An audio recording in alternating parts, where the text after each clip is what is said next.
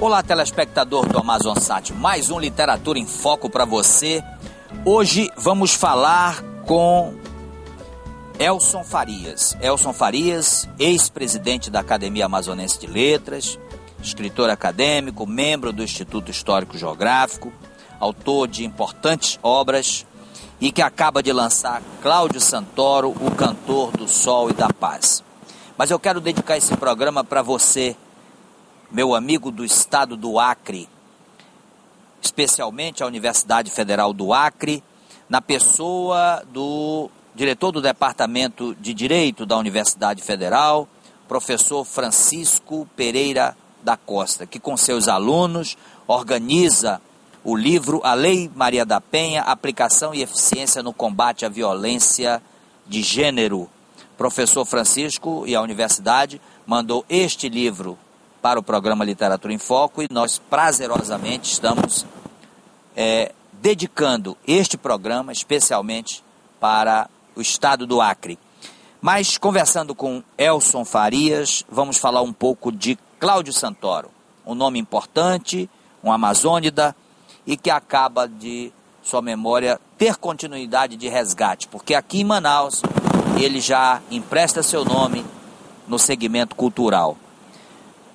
Elson Farias, quem foi Cláudio Santoro? Olha, Abraim, antes de tudo eu gostaria de agradecer a sua presença novamente aqui com a gente, porque eu tenho participado, já participei, eu acho, umas quatro programas seus, né?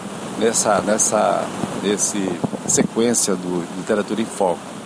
Mas o Cláudio Santoro foi o seguinte, ele foi um grande músico, um grande maestro, que nasceu aqui em Manaus, depois estudou no Rio, depois estudou na Europa, na França, e depois se projetou no mundo todo, principalmente na União Soviética, onde ele passou uma temporada e participou de vários eventos importantes da vida cultural da União Soviética.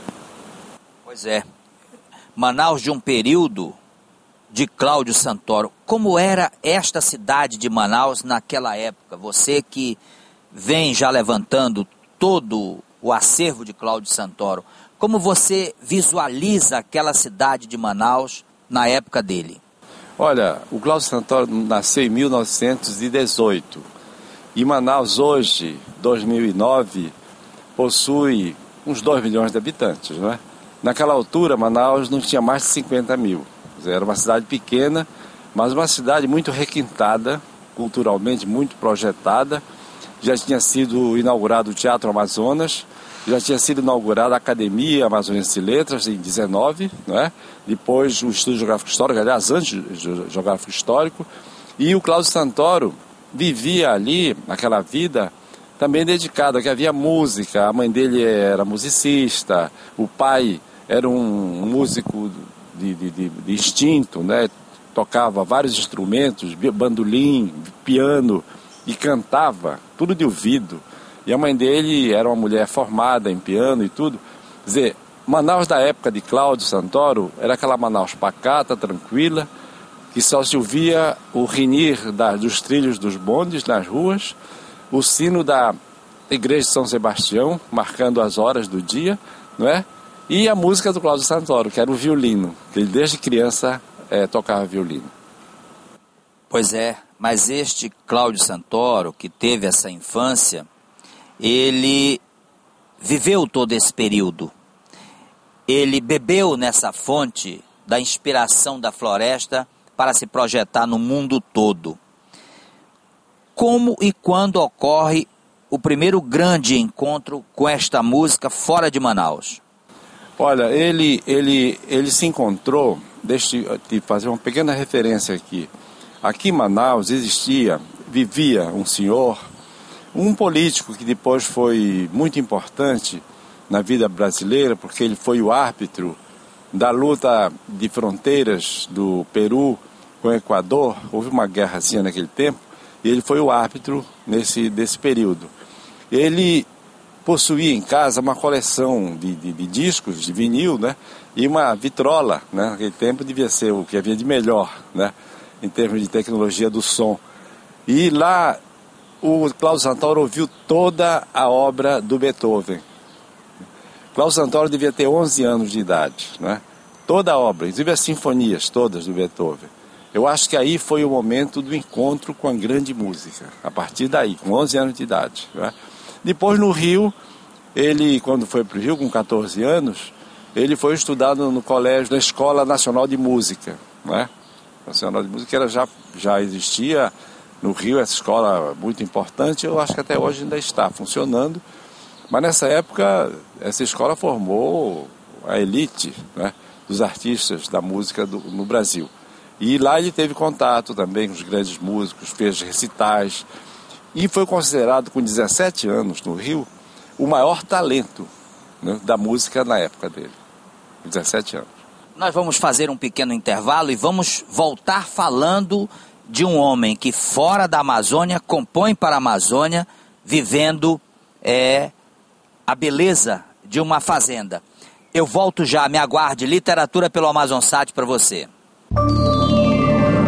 A história da Amazônia pode ser contada também a partir de seus ciclos econômicos.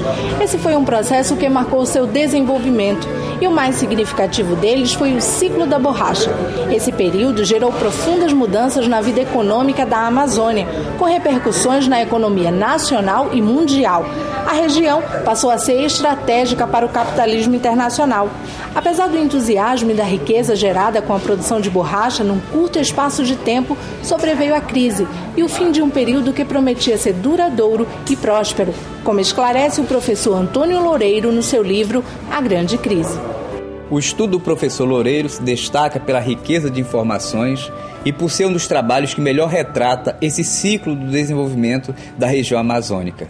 Entre os fatos determinantes para a quebra da economia regional está a inserção da borracha oriental na economia mundial, situação que resultou na baixa brusca dos preços da matéria-prima da Amazônia.